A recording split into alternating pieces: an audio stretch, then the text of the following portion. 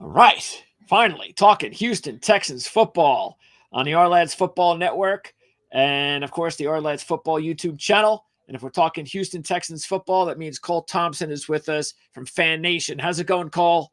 Buddy, it is going to be a season to remember. For good, for bad, for whatever the reason, it will be a season to remember down at NRG Stadium in 2024. Okay, so are you into the hype?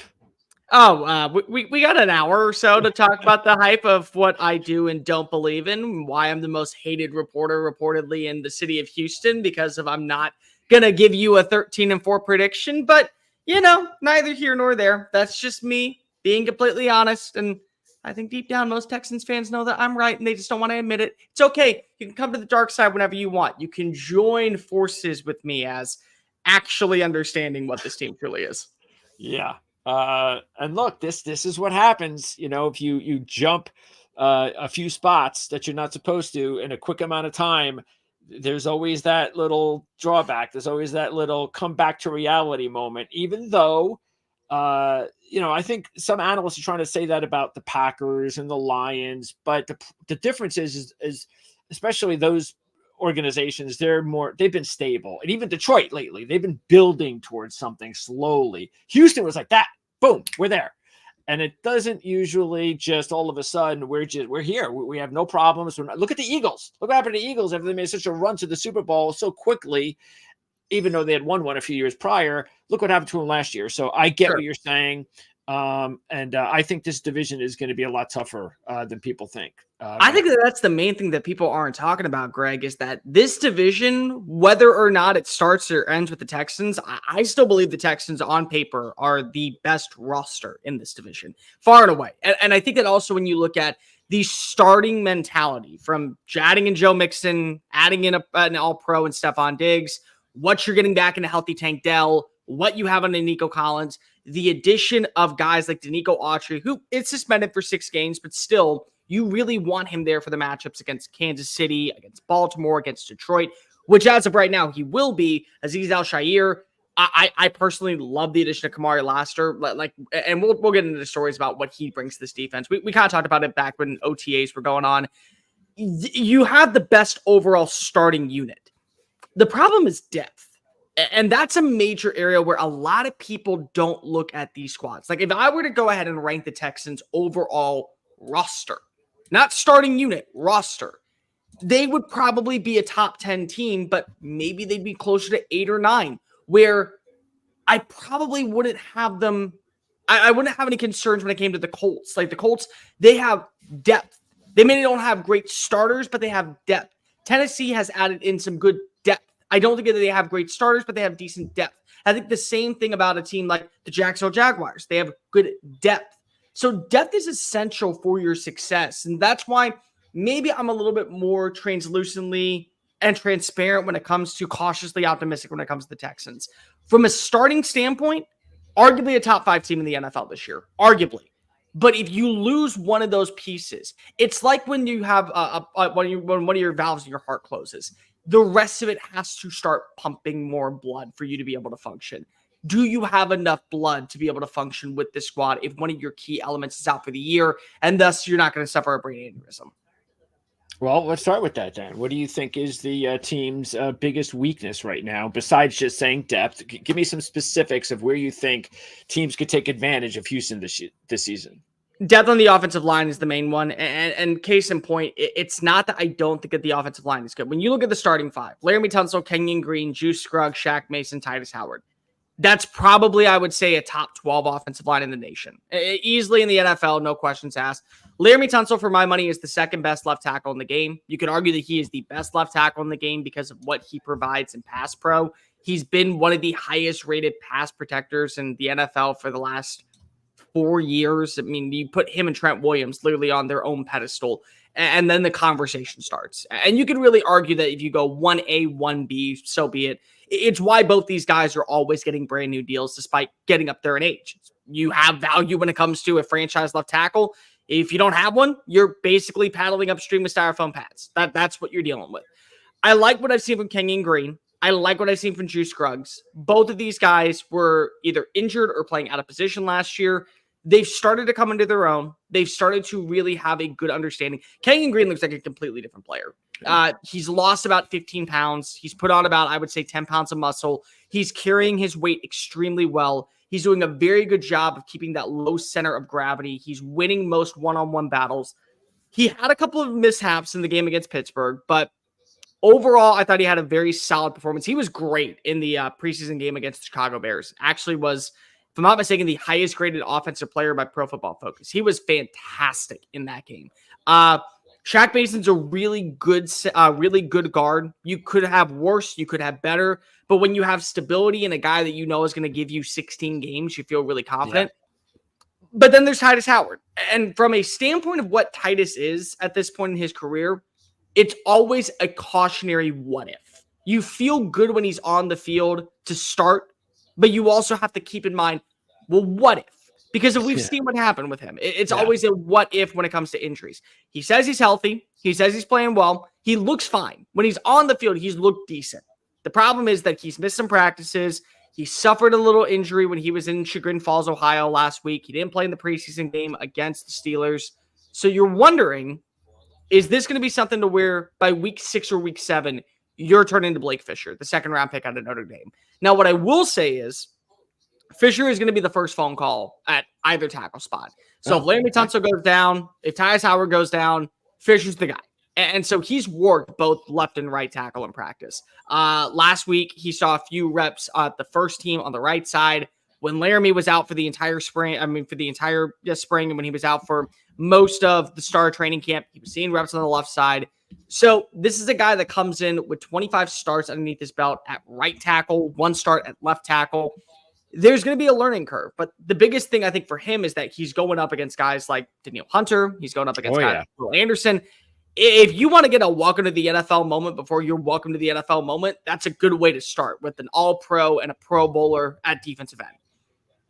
I just wonder what happens if you lose both Titus Howard and Laremy Tunsil, because you might be able to feel good about where you are if, say, Howard is to miss 3 to 4 games and Fisher's got to start.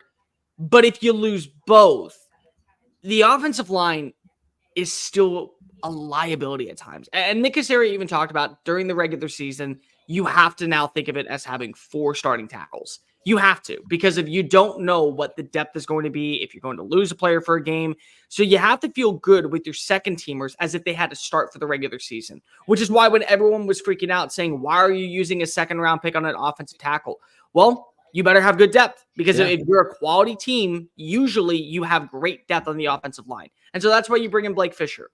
Everyone else still remains a question mark. When you look at the interior line, Kendrick Green, Jared Patterson, Deidre Ellison, how do you feel about those guys? Nick Broker, he's playing right tackle at times. He played in the game against Pittsburgh last week. It was a hard watch. It was a very, very, very hard watch to see him at right tackle. And if that's what you got to turn to, you got to be on the market to find an offensive tackle. And here's the problem, Greg. Teams know that they need offensive line depth, so they do one of 2 things. They either won't release them, even if they got to put them as a 3rd stringer, or they're going to make you trade out the wazoo for a guy that's a 3rd string offensive lineman, and you're going to give up like a 4th round pick for somebody that's going to sit on your bench. We saw this last year with Houston when they traded for Josh Jones from the Arizona Cardinals. They gave up a 4th rounder, and he played, I think, 4 games because of just the value of that depth. It's so important to a team. I think that when you look at the defensive tackle spot, it's a mystery. It really is. I like what I've seen from Foley Folikowski. I really like what I've seen from Mario Edwards. If there was one guy that I could say I have come away more impressed with every single rep, it is Mario Edwards. He has done a great job filling in as like that 3 tech, 4 eye tech, kind of a bit of a bull rusher, underutilized size, using his center of gravity to stay low to the ground, be able to push up field and get the backfield, add value in the run defense. He's done a really nice job. But everyone else behind them is a mystery. And sometimes mystery is a good thing, and sometimes it's it's a mystery. Why is it a mystery at this point? You don't know what you got in Tim Settle. He's been missing a lot of practice due to an injury. Khalil Davis has been hit and miss at times. Same thing with Kurt Heinisch. Marcus Harris is a really intriguing player. I loved his film coming out of Auburn, but he's been working with the 3rd team, and he hasn't moved up past the 3rd team. So Do you feel like that maybe you can just stow him away on the practice squad for a year? Maybe he performs like a Khalil Davis or a Kurt Hinish, where comes on to the season's end and then earns himself onto the active roster. Fidelius Payne, I think, was brought back largely due to the fact that he plays that intertwining 3-tech, 4-tech, 5-tech, can be a defensive end, can be an interior pass rusher. And with Danico Autry out, that's kind of the way you look, is that we're going to bring in a guy that maybe will stow away on the active roster.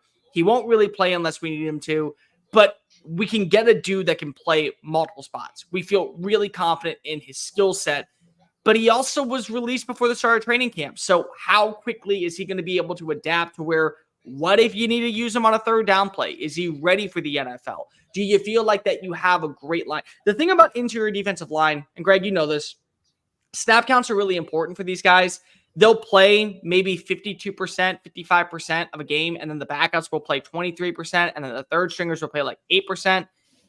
You're going to have to probably see Mario Edwards and Foley Fotokoski, based off what we've seen in practice right now, get 60% of reps. Okay. And 60 is going to be deteriorating on the body. And so that's a major concern. I think the last position that you have to worry about right now is probably safety. And it's not that you have to worry about safety. It's not at all. What the question is how do you feel about a pairing of Jimmy Ward and Eric Murray, or Jimmy Ward and Kalen Bullock, the rookie out of USC? Because Jalen Petrie, when they're in a base formation, is playing the free. But when they're in a nickel formation, he's actually replacing Desmond Keening. He's playing in the slot. Okay. So he's actually being used in so many different ways. And the thing was that when he was at Baylor, he won all Big 12 Defensive Player of the Year because of his ability to win in the slot. He was that star position underneath Dave Aranda, kind of a safety, kind of a corner, kind of a linebacker, a little bit of the bigger size. And he's done a really nice job of keeping things in front of him, especially when it comes to the run defense. He's been exceptional in that aspect. But my question is, what more do we need to see from him before we actually go ahead and say, no, you're just going to be playing in the nickel, and now we're going to move Kalen Bullock? Bullock's been a really big surprise in camp. I think the one thing that you can take away is that his closing speed is phenomenal. He was tracking down balls. There was a play last week against Pittsburgh where I think it was Kyle Allen at the quarterback, and he was looking for Hunter, and immediately just throws it, and the ball goes out of bounds. And Kalen Bullock picks it off, but it doesn't count because it's out of bounds. That's not the part that's impressive. The part that's impressive was he got there in less than 3 seconds, and that was a 30-yard sprint. Yeah. His closing speed is phenomenal. And the thing that was so impressive about him when he was coming out of USC was his ball skills. I talked to a couple scouts, and they all said, if you can get him at his peak, you're looking at prime New Orleans Saints Marcus Williams. Just a center fielding, ball hawking safety that is going to create turnovers, that is going to create mismatches, that is going to get the ball back in an offense's hands. He may have a liability at times. He may be a liability at times when it comes to coverage inside of the run defense. But in coverage alone, really, really, really solid player. So the two areas that are the most concerning regarding depth would be the offensive line and the interior of the defense? I would say so, probably. Okay. Taking a look at camp battles, how's that going? I know most of the jobs are set. Is there a real battle going on there at safety? Is that really the one that everybody needs to keep an eye on? Or is that really everybody's going to kind of play, and it'll play out during the season and we'll figure it out then? It's not a battle. Let's start off there. It's not a battle right now. If you were to go into a base formation, let's say you're running the 4-3 and you have your weak side linebacker, your strong linebacker, and you don't play the nickel. It's Jalen Petrie and Jimmy Ward. That's a done deal. Those are going to be the two that will start. When they move to the nickel, that's going to be the interesting part. So Eric Murray has seen most first team reps when that happens. Okay. But Kalen Bullock yesterday during walkthroughs was getting more reps with the first team. So I truly believe when the New York Giants play on Saturday, when they go up against them in the preseason, and usually everybody's different about this, because Greg, you remember this, like when we had 4 preseason games, number 3 was the one that you really want to test what your starters were, who was going to be seeing more playing time, because by game number 4, it was like, cool, whatever. We're just going to throw you out there and hopefully you don't mess up. And by the way, we're just seeing who's going to be our last 10 spots. Yeah, like, it's all the rookies. that was like what the last preseason game was. Yeah. But now with 2 preseason games, people are different. Some will play starters the entire first half in the second game. Some will play them in only a quarter. And then in game 3, they'll play them the entire half and get them prepared for the NFL starting in 2 weeks. So it's all different. But I truly believe that in this game, you will see Kalen Bullock work reps with the first team defense. And they'll work Eric Murray in as well. And the reason why is because of if you're able to feel confident in the rookie, a guy that you got 4 years of roster control with, on top of that, he feels like he is going to be a long-term staple for this defense where Eric Murray is going into a final year of his contract. You want to get him on the field quickly. You want to see what he can do. And Murray, this is not a shot at Murray at all because Murray played great last year. Like when they asked him to fill in for Jimmy Ward and for Jalen Petrie when both missed time, he was a really, really sturdy option before he got injured. But at this point in your career, you kind of know what Eric Murray is. You don't know what Kalen Bullock can be, which is, again, one of those you're risking potential for also opportunity, which I don't think is a problem. But when you are trying to set a standard very early on in the season, that's what you're going for. It's just to be able to have that type of personality, to be able to feel like that you don't have any flaws in your team. So I think that they are going to give Kalen Bullock a lot of reps this upcoming week just to see, well, if we have to move to this formation, do we feel confident with the rookie playing over the veteran? Or do we feel confident with the veteran playing over the rookie and we just know our situation that's going on? I think of the other position that you're really going to have to wonder about in this game, which is a very underrated position, but I think it's that third defensive end role because of everyone talks about how important it is to have multiple pass rushers. Sure. But for me, we also know that last year, Jonathan Gennard missed a few games, Will Anderson missed a few games, and then you went to Jerry Hughes and you went to Derek Barnett. Well, do you feel like that those are going to be the two that are going to be once again back in that role? Or do you feel like that maybe Solomon Byrd, the 7th round pick out of USC, could fill in that gap? Do you feel like Malik Fisher, who was really, really good for the UFL this past year, maybe fills in that gap? Do you feel like that maybe you have a Khalil Davis 2.0 with that situation? And also, is Jerry Hughes going to be a guy that you trust to be able to go out there because of he's also 34 years old? And do you feel like that there's room on the roster, or do you want to maybe go with the younger option? So I think that that's going to be a really interesting one. Hughes still looks great, for how he's played, and also for a guy that was kind of on the free agent waiver for a while, all the way up leading into the training camp. He's looked really, really promising, but so has Derek Barnett. Derek Barnett was one of the best finds, I think, on the waiver wire last year for any team, and so that was a big factor into Houston's success, especially when they lost Will Anderson for 2 games. So I think that's going to be something to watch for. And then the wide receiver depth just in general. 3 guys are already locked in. I think that you have to consider a 4th, whether it be Noah Brown or Robert Woods, just because of the contract. You might be able to move them. I think at the most you'll get in return for either guy is a 5th round pick.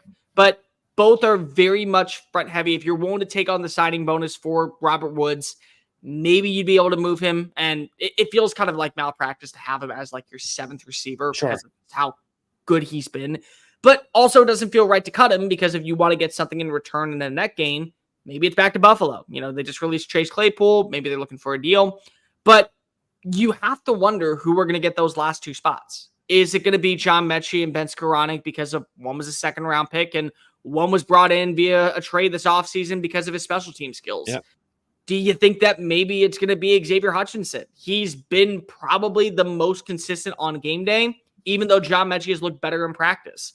Do you maybe go ahead and keep Steven Sims because of his special team skills? That's something that does not get brought up enough, is that his special team skills are through the freaking roof. He has been great when it comes to being effective on that level. Quintez Cephas, the guy was making the active roster in Detroit before the suspension, and he's looked like a wide receiver that can play. So do maybe you put him on the active roster, put Sims on the practice squad because no room. Go ahead and pick him up. Like, is that the way you go about it? So those are things that are really, really important that I think are going to be questions that need to be answered in this upcoming week. Well, I mean, so let's say they keep 7. That still means, and shouldn't one of the other younger players warrant a better offer? I mean, Woods, I know he's a veteran, but come on. I mean, I think you get a little bit more for Mechie. I'm not sure what you'd get for him, but again, he's at least younger. So who do you think the Texans would be willing to give up the most as long as they got a good deal for him? I think the most would be Robert Woods. There's just not a home for him at this point. And last year, you have to remember he was brought in because they wanted more stability at the wide receiver spot, but they also brought in Noah Brown, and they thought, okay, we'll take a flyer on this guy that's mostly been used on special teams and as a wide receiver 4. And both had their moments last year. You know, you have the 2 games where Robert Woods had, I think it was like 95 yards and 110 yards. And then you had the 2 games where basically it looked like Noah Brown was the best wide receiver in the NFL against Cincinnati and Tampa Bay, where he had 195 yards in one game and then he had 125 in the next. Like, there were just moments where both of them stepped up. The thing is that Woods is more of a veteran for a number 3, where I think that also Noah Brown, his contract is fully guaranteed. So you could be able to work a deal to where maybe you're paying $3.5 million, $4.5 million of the $9.2 million that are due for Robert Woods this year to move off of him if you get a better pick. Maybe it's like you pay $4 million and you get like a 5th round pick in return. Yeah. Where Noah Brown, if you want to return any return that is higher than, I would say, probably a 5th round pick or even a 6th round pick, you're probably paying the entire salary. So basically, you're paying $5 million of guaranteed money for a 5th round pick. Is that really worth it? Is that really where you feel good? The Mechie conversation is really, really difficult to get behind because there's 2 things. Number 1, this would be Nick Caserio not waving the white flag, but certainly saying, I probably didn't look and go through as much as I thought that he was going to be as talented as he was.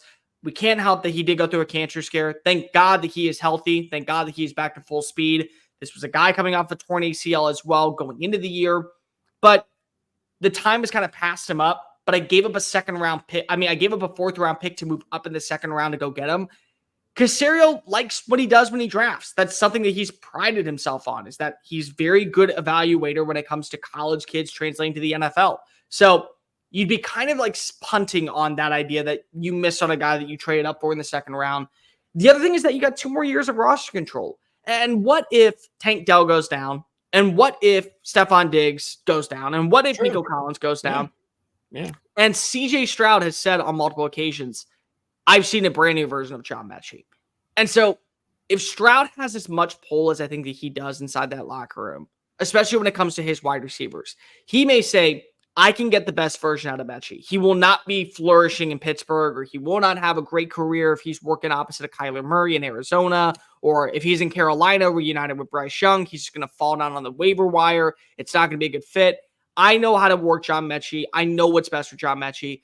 So it just feels like even though he has been the most underwhelming in the preseason, he has that backing by Caserio and by Stroud to where if he has any success this weekend against the Giants or next week against the Rams, I think that's enough to say we're going to keep you around for 1 more year. If things don't pan out, maybe we'll trade you at the midseason point before the deadline. Maybe we'll hold on to you until the offseason, then trade you in the offseason, give you a fresh start elsewhere. I don't think that they're ready to give up on Mechie just yet. Well, something's going to happen. There's just no question. There's just way too much depth in that unit. So when that happens, if there's an injury, that kind of answers our question probably. But if there aren't any injuries, then Houston will be making a deal at some point because they're just not going to dump one of these guys. Okay. Talk about the rookie class. You mentioned Fisher. I know you weren't really sure if Fisher was even going to be a relevant player this year. So he's obviously moved up the ladder since we spoke. Has anybody else who's actually looked good so far that we might be able to see them in action this season? Kamari Lassiter's already won the starting job at corner. Like, it's a done deal. Like, this is when you know that you're really, really good. When you're a rookie and it's the Hall of Fame game and they have an opportunity to give you more reps if you want it, and they say, nah, don't need it. Nah, we're gonna like done deal. And what was so funny was that he was brought in because of a lot of people thought, well, you get a 1st round pick in Jeff Okudah, you get a 1st round pick in CJ Henderson. Both are going to be rejuvenation projects. Something that DeMeco Ryans, I think, prides himself on is getting the best version of a player to come on into his system. and immediately cash in elsewhere. Look at Blake Cashman last year. Cashman kind of flew under the radar. He was a special teams guy. He didn't really do much. He was brought in by Houston the year before underneath Lovie Smith, was really just kind of like another flyer on the wall. Comes on in a year with DeMeco Ryans, immediately gets paid by the Minnesota Vikings. Like, immediately gets a massive contract because of what he did. So you figured, okay, CJ Henderson, Jeff Okudah, those would be two guys that former first-round top 10 picks, really talented players when they were at Ohio State and Florida. Maybe they were just in the wrong situation. And by the second practice, it's like, no, those guys are second teamers, and Kamari Lassiter has already won the job. Like, you just knew it at that point. And he plays with such confidence. The kid is bursting from the seams with the no-nonsense mentality. He's mature beyond his age. He's asking questions to Derek Stingley. He's asking questions to Stephon Diggs. He's not afraid to talk back. I mean, like that's, I think, the sign of an all-confident cornerback is when you're going up against Pro Bowlers and all pros and you get a big play and you stand over them and go, that's what I'm talking about. That's what I stand on my business. And he's doing that. Like, that's just something about his persona that really, I think, has drawn in for DeMeco Ryans. I remember, and I think I told this story when I was when we were on back in June. When I was in Indianapolis, I always like to ask scouts, just like, who is one player that you don't want to see join forces with the current coach, coordinator? And the answer I got the most was Kamari Lassiter with DeMeco Ryans. You just don't want those two to work together because there's something about that swarm mentality that DeMeco preaches, and there's something about that physicality that he plays with that is just a match made in heaven and a nightmare for offense coordinators. It's just that way, and that's been the case for him so far. Cade Stover's a guy that I don't think is going to see an extended amount of playing time just because of, you look at the tight ends with Brevin Jordan, when you look at Dalton Schultz coming back on a 3-year deal. There's not really a role for him. Okay. But he is a former player underneath CJ Stroud at Ohio State. And he has stepped up over the last few days when you talk about practice and when you talk about in the games. He had a really, really big catch in the Hall of Fame game. He had 3 catches for like 33 yards, including, I think it was a 9-yard pickup for a first down with CJ Stroud. They like using their tight ends. The one thing about the Texans is they are not afraid to run 12 personnel. They're not afraid to run 13 personnel. They will utilize their tight ends because that's how Bobby Slowick likes to run his offense, especially when it comes to inside the red zone. So there are going to be, I think, design packages to where Stover is going to be on the field. And he might even find his way into the end zone for a few times. And I think there's something about having that relationship with a young quarterback that you don't already have to blossom. CJ's already called him like his brother. He said that they were close when they were in Ohio State. They would often go have cookouts and barbecues in their backyard. He would always have his family come over. Their families are very close knit. And again, the one thing for CJ and the one thing for Cade, they don't have to work on their relationship. Their relationship with Sal back in Columbus, now it's just going to translate over to NRG Stadium. So I think that he is going to be a prominent part of the red zone offense. There will be a role for him on this team. I don't know what that role is. Already talked about Kalen Bullock. Guy's going to play. I think eventually by the season's end, he will work his way into the starting rotation. I don't know when that's going to happen, but I think that he will. Jawar Jordan is going to be the really, really interesting one because of there's 2 ways to look at this. The first is he offers value on special teams. The second is he also offers value in the passing game. I think he averaged like 13 yards per play last year at Louisville while finishing with over 1,100 rushing yards. He finished with 300 receiving yards or something like that. So he adds value in that aspect. But the other part is, what really are you going to get from a 25-year-old rookie? And on top of that, do you feel comfortable with maybe putting him on the waivers and hoping that he just doesn't get picked up, and then it allows you to go ahead and run with Dameon Pierce, maybe run with Cam Akers, the guy who was a 2nd-round pick that has shown that he is back to full health. Dare Ogunbowale is not going anywhere. Just the way he plays special teams, the way that Frank Ross loves him, the way that the organization loves him, he'll be on the active roster. So do you keep 3 running backs and then stow away that, or keep 4 running backs with Cam Akers, stow away that fifth running back. And if one of them starts to struggle, you release them, and then you raise up Jawar Jordan. That might be the best case. I think the same thing goes for Marcus Harris. I don't see a scenario where Harris gets let go in total form. Maybe he doesn't make the active roster, but I think that he will stick around on the practice squad because the main thing is defensive line is a question mark regardless. You can try and sugarcoat it however you want, but Mario Edwards and Foley Fotokoski compared to Will Anderson, Daniel Hunter, Azeez Al-Shaair, Derek Stingley, Kamari Lassiter, Jimmy Ward. That's the weak point of your defense. Like I'm just listing off names, and if I say those names, you know who I'm talking about. You don't really know who I'm talking about when it comes to Foley Fotokoski. Doesn't mean he's a bad player, but it means you don't know what I'm talking about. So I feel like that Marcus Harris probably is a dude that you stow away on the practice squad for a little while. Let's see what you got in Tim Settle. Let's see what you got in Khalil Davis. Let's see what you got with this move, maybe Fidelius Payne, because of he's a dude that can play in that Danico Autry role. If Autry comes back and he doesn't have that same type of impact the way that he did when he was at Tennessee, maybe you find a way to release somebody else and get Marcus Harris on the active roster, give him a few more reps. This was a guy that last year was really, really potent for Auburn's defense. And I just feel like that when you come from an SEC background and when you come from a background of what is that physical approach that D'Amico Ryans wants, he's not going to pull the trigger on you and say, you are not capable of being a part of this team. So he's one of those guys that I just have this gut feeling internally that they're going to do everything in their power to hold on to him in some capacity because they see a vision to where maybe not in 2024, but 2025, he could be a factor for this defense. And who has the least chance of making the team out of the rookies?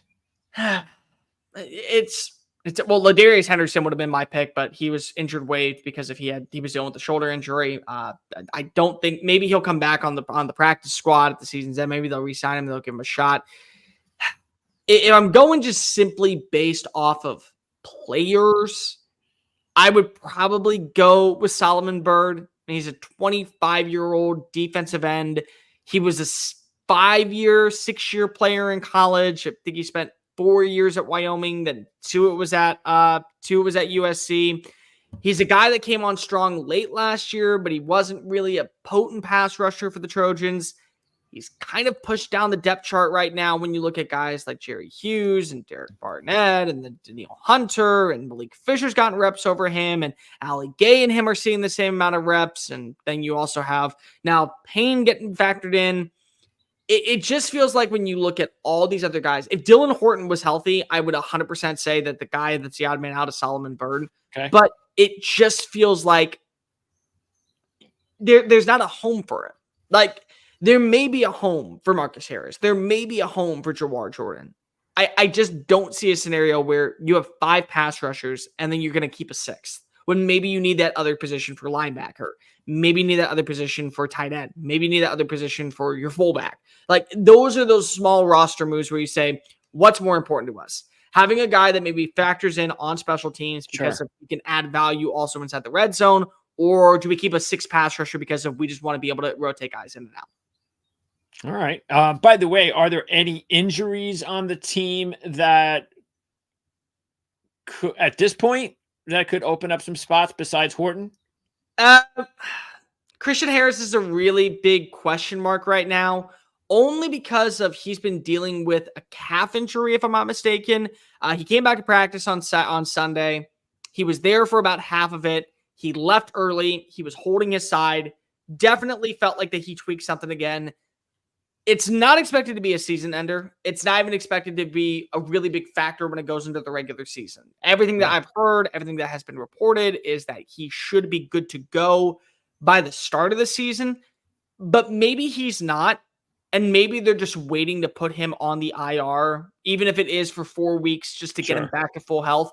But if they put him on the IR now, he's done for the year. So they're going to probably wait a little bit. I could see maybe a scenario where that opens up a door for a Max Tooley to come on board. I think Max Tooley is the undrafted free agent that everyone needs to be talking about. He's just he's been really, really consistent when he gets on the field. He's shown a little bit of that momentum that you look for in a linebacker. And the linebacker spot, the big thing is you have your 3 guys up front, but the depth behind it is not that great when it comes to consistency. Like, you know what you have at this point in Neville Hewitt. This is a guy that is a special teamer. He is here because he is great on special teams.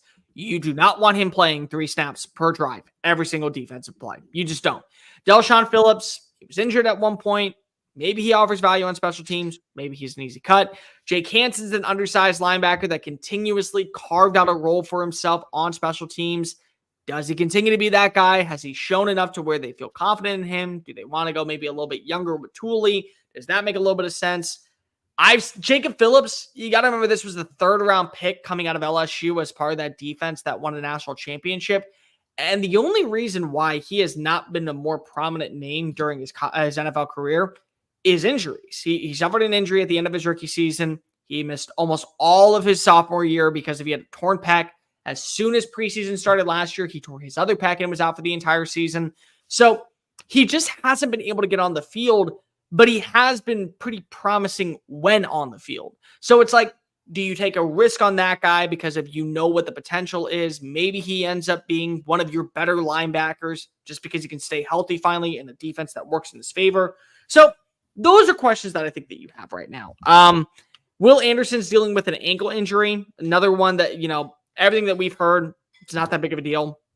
It's more so a precautionary thing. And I understand that, when you have a player that just is coming off of winning Defensive Rookie of the Year, everyone is talking about him making that jump into all-pro status. Everyone believes that he can be as good as Myles Garrett, as good as Khalil Mack, as good as Nick Bosa, and be as good as this upcoming year because if you have to double team a guy like Danielle Hunter, which is going to open up avenues for you on the other side, the last thing you want to do is put yourself behind the sticks by losing him for 3 or 4 games at the start of the year rather than have him play in the preseason. Like, DeMeco Ryans is one of those coaches that likes seeing players play in the preseason because he wants to get them up to speed when it comes to what is the contact, what does the feel like on game days, have them be able to run through plays in front of a live crowd instead of in practice. But they're not necessarily needed. You don't need the preseason to figure out what CJ Stroud is going to be. You don't need the preseason to figure out what Will Anderson or Danielle Hunter are going to be. It's helpful, but it's not necessary per se. All right, let's end the interview with the big question from that we kind of tossed aside at the beginning, and that is prediction. So a lot of people predicting big things for Houston this season after what they saw last year. Matter of fact, when I kind of got a kick, but I understood when the players came out with their top 100 list that CJ Stroud was already at 20. I was like, oh, okay, that was fast. But then again, they had Lamar Jackson had a Patrick Mahomes, so nothing surprised me. But anyway, there's a lot of excitement about what happened last year. A lot of people thinking about bigger things. What do you think? And again, I think as we said, I think this is a tougher division than people think. It's not going to be as easy. Everybody's going to be gunning for Houston now. I don't know how their schedule is, so you can toss that in as part of your prediction. So what do you think? Let's start off with the fact that Houston had one of the best off seasons in all the NFL. They simply just did. Like, whether you want to say that Stephon Diggs is a diva that's going to have an attitude issue by week 13, he still is a receiver that's put up over 1,100 yards his last 4 years, and he's going on 6 consecutive 1,000-yard seasons and looking for a 7th. Danielle Hunter was one of the most underappreciated pass rushers in the NFL when he played for the Minnesota Vikings, and now he gets to play in front of his hometown crowd. That's a huge win for him. It was a big selling point for him to come on in. Azeez Al-Shaair, here's the best part. You may think that he is an undervalued linebacker. The dude was a stud last year outside of a DeMeco Ryans-led defense, and he was a stud in a DeMeco Ryans-led defense. Yeah. So he's just proven to himself that he can be one of the best linebackers in the NFL by the season's end. I like their secondary. I love the pickup of Kamari Lassiter just because of that mentality versus the fixture of what is DeMeco Ryans' defense. They work so well. They can coexist. I think the offensive line, what you did was you brought in a great option for your long-term right tackle. Laremy Tunsil, when he's on the field, Pro Bowl caliber player. That's just it. Joe Mixon. We have not talked about Joe Mixon that much on the show, which is kind of interesting. But Joe Mixon is honestly, I get the conversations about his best years are behind him and that they wore him down when he was in Cincinnati. From a scheme standpoint, this was arguably probably the second best running back the Texans could have gotten this offseason. And I'm going to piss off a lot of Texans fans when I say this one. It's a better fit than Saquon Barkley. It's a better scheme fit than Saquon Barkley. That does not mean that him and Saquon Barkley are on the same skill level, but sometimes having the right scheme fit does better numbers for your production. I thought Tony Pollard was a better scheme fit for the Texans offense than it was for than Saquon Barkley. Doesn't mean I would take Tony Pollard over Saquon Barkley, but for scheme fit in the way that I want this offense to be utilized a proper way, Tony Pollard was a better fit for the money you were going to spend. So I feel like that if you get a healthy Joe Mixon, your run game is not going to be top 10. It's not even going to be close to top 10, but you could push top half. You could say that this offensive line, if it holds its block, if they play consistently, Dameon Pierce, maybe Cam Akers, it's going to be a unit that probably is top 16. And if you get to top 16 with the way the passing attack was last year, with this five-headed monster that that CJ Stroud is talking about, it's a good start. It is. And honestly, Greg, it's not a five-headed monster. It has the potential to be a dozen-headed monster when you break it all down, because Dalton Schultz is really damn good in this offense. You look at the three guys up front with Stephon, Nico, and Tank. John Mechie, you've heard CJ Stroud talk about him. He loves what he brings to the table. Cade Stover, that's a dude that he has a relationship with from college. That's 8 names right there. Let's continue. You still have Brevin Jordan, who DeMeco Ryans believes is going to have a breakout year this year. You have Noah Brown, who I don't think is going to go away. And for like 3 games out of the year, he looks like a top 10 target. You have Dameon Pierce out of the backfield. You have potentially Cam Akers out of the backfield. So we're talking about a 14, 13-headed monster that could easily be one of the best in the NFL when it comes to passing. Throw in a solid, not great, but solid rushing attack. You're talking about a team that has the ability to win the AFC. You do. You 100% do. Sure. But the blessing that many people don't want to come to the reality with, and I'm not comparing you to Jacksonville Texans fans. I'm not comparing you to Jacksonville Texans fans. Let's all say it together. Cole is not comparing you to Jacksonville Texans fans. But Jacksonville had a 4th place schedule when they won the division, and they went 9-8 the next year when they had to play a 1st place schedule. The Texans had a 4th place schedule when they went 10-7 and won the division for the first time since 2019, and they play a 1st place schedule. The other part that's really important here that many fine folk don't want to admit, they played against the NFC South last year as their counter NFC rival. That division finished as a unit 11 games under 500. Yeah. 11 games under 500 between those 4 teams. One team went to the playoffs and they were 9-8. They won the division because they were 9-8. You now play the NFC North. And I get it now with the JJ McCarthy situation going on and what's going on. Yeah. Green Bay's not going away. No Chicago got better. Chicago's better. They got better. No matter how you want to phrase it, they got better. Yep. Detroit is a top 3 team in the NFL. Yep. You have all 3 of those games that are going there. Your division got better. Your division, just case in point, it got better. On top of that, you play games against the AFC East, where you are going to have some struggles potentially guarding Tyreek Hill, Jalen Waddle in this passing attack with Tua. You also have games against the New York Jets. Whether or not I think that Aaron Rodgers is going to be a guy that gets you to the playoffs, it's going to be a Thursday night game. It's going to be in MetLife. It's going to be a frigid condition. It's going to be Halloween. Spooky stuff happens on that day. You could drop that one. New England, it feels so fitting for a team like the Texans. No, it just Greg, it feels so fitting for a team like the Texans to start off the year undefeated and absolutely dismantle everybody they play. They kick the crap out of Jacksonville. They kick the crap out of New England. Out of Buffalo. They beat the brakes out of Chicago. They look like the best team in the NFL. And then they drop one game against New England by a field goal because of it's a bad performance. It's a bad snap. It's a risky day. Like Drake May balls out. It looks like Tom Brady 2.0. It's such a Texan thing to do to where I don't think it happens, but I'm not going to rule it out. So I'm just going to go ahead and predict the schedule. Let's go through it all together real fast. Oh, no. I think that Indianapolis is a win. I think Chicago is a win. I think Minnesota is a win. I think Jacksonville is a win. I think Buffalo is a win. I think. All right. Wait. So you think they're going to start 5-0? I think they start 6-0. 6-0. I think they start 6-0. I think that there are landmines there, of course. So I think that the closest game that they will play is probably against Chicago in week 2. I think that Caleb Williams in this offense is going to be already humming by the time that they get their week 2. I do. And I think that the Sunday night game, it's in Houston. It's their home opener. There may be a few slip-ups along the way. That's one game that I'm just circling. Yep, potentially a really big trap moment. So I got them at 6-0 to start the year. They lose in Green Bay. Something about playing at Lambeau. It's a noon kick. I think if they lose that game, I think if they lose to Indianapolis on October 27th. I think that's one of those games where you split it. You feel really good on the road. You come home. That's one where I feel like you drop. I think that you beat the Jets, but I think you lose back-to-back against Detroit and Dallas. I think that you win against Tennessee. I think that you lose against Jacksonville. Then you have your bye week. So you get to hit the reset button. I think that you win against Miami. That's a really tough 3-game stretch there. I think that you pull off the upset of the year and you go into Kansas City and you beat the Chiefs. I think that you win that game. I think you lose your last 2 games to Baltimore and to Tennessee, and I think you finish 10-7.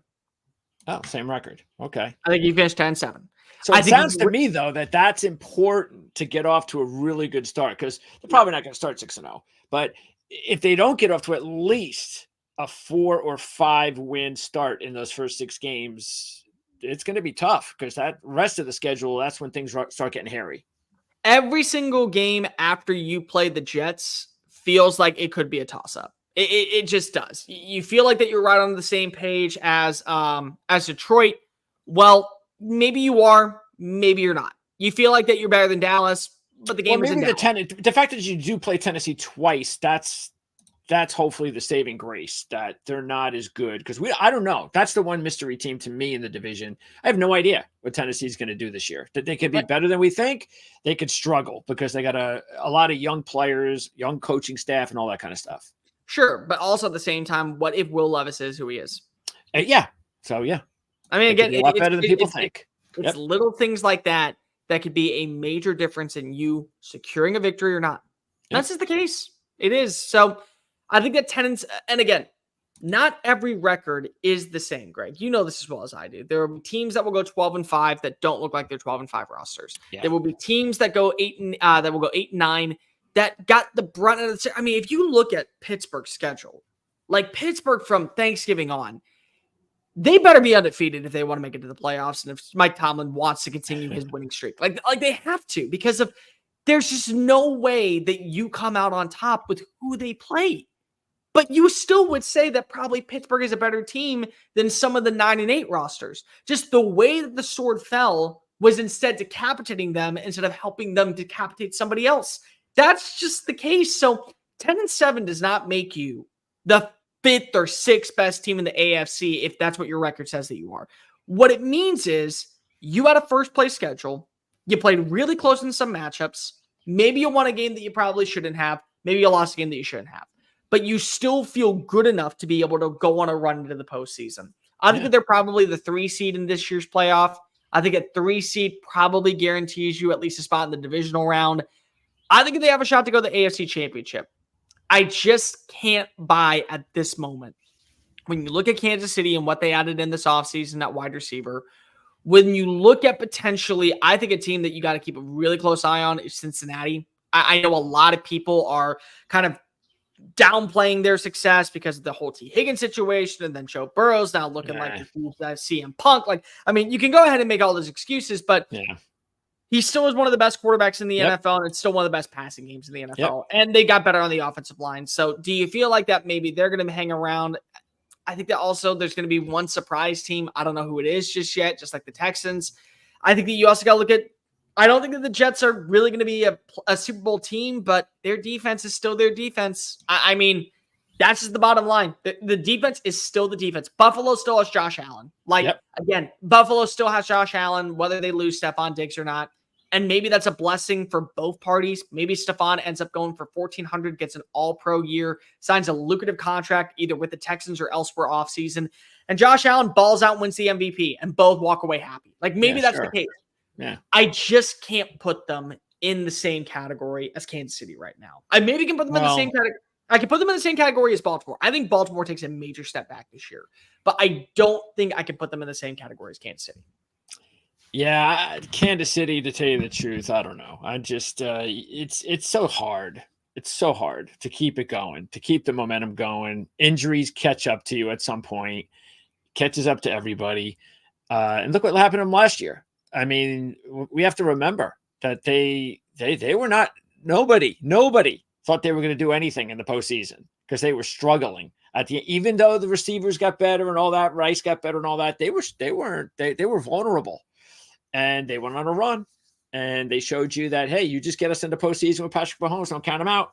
But yeah, that's just that even just shows you that the NFL that's what's so great about it. That's why I love the whole fourth place schedule, first place schedule. It evens things up almost every year, or at least it attempts to, and a lot of times it does. So what's always funny to me, Greg, is when people are like, "Oh, who's going to go worst to first?" And they're like, "It has to happen every year." Yeah, because of somebody plays a fourth place schedule and they're better than advertised. Yeah, like Tennessee feels like that team that I'm not going to say will, because I just have so many questions. But it's not going to be the most surprising thing with the fourth place schedule if they come out on top. Cincinnati's probably the perfect team. Everybody. Cincinnati's easily. Yeah, no, you're right. And they were in fourth place last year. So again, but also does that make Cincinnati, if they go 13-4, better than the Texans? Maybe not. That's kind of the beauty when you play a fourth place schedule like that. Yeah. And that's what we'd like to see anyway. Joe Burrow and CJ Stroud in the postseason. We just want to keep all these quarterbacks healthy. That's what we want. Yeah. All right, Cole. What are you up to now? What's next? What are you putting out there on social, on your videos? What's the latest? You're doing both NFL and college, right? Yep. So if you want to go ahead and follow me at SEC Unfiltered and at Mr. Cole Thompson on YouTube, I talk SEC on one channel. I talk college football nationally on another channel. If you want to follow me covering the Texans, it's the Texans Wire at usatoday.com. We're breaking down everything right now that comes to preseason. We'll have live updates tomorrow from the game against the New York Giants. We'll have updates going into the final week of training camp. We'll have updates going into the regular season. We'll be breaking down news that comes out about injuries, about potential roster cuts, everything that you need to know about this roster going into 2024. Find out your number one source at TexansWire.com. Thanks, Cole. Anytime, Greg.